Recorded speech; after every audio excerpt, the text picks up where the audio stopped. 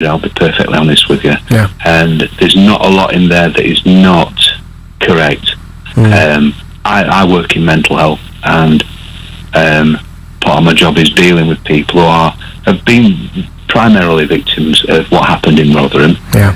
And the amount of damage and future problems, kind of legacy left behind in terms of addiction to drugs, alcohol, etc. It's quite shameful really that no one's been brought to book over this. Yeah.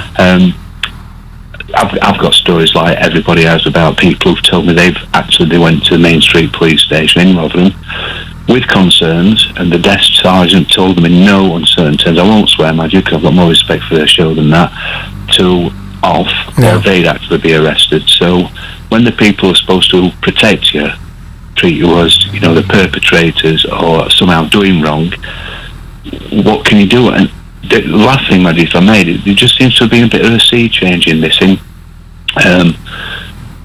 past cases, let's say, for example, Baby P, I know we can speak about that, is there wasn't the blame to the people, the perpetrators, it went straight to the authorities, the social services, etc. This seems a different case in that straight away, and I don't know, it's not for me to say whether or not it's because of the colour of the religion or whatever of the perpetrators.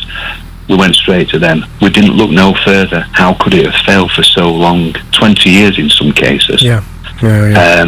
And I hope I'm not making too much out of that, but it just sent a very convenient vehicle. Well, Steve, to be honest, race in this particular case with grooming gangs, in every such case of the grooming gangs, Newcastle, Rotherham, and up and down the country, part of the problem is that we have been avoiding talking about the background that the perpetrators have come from, and the particular cultural predispositions and religious predispositions that may have allowed them to cast certain judgments on white, young, underage, non-Muslim girls. And unfortunately, for various reasons, including a fear of being accused of being racist, we've tried to avoid that conversation. So please don't apologise for having precisely the conversation that, when it was avoided, was largely responsible for the problem being brushed under the carpet.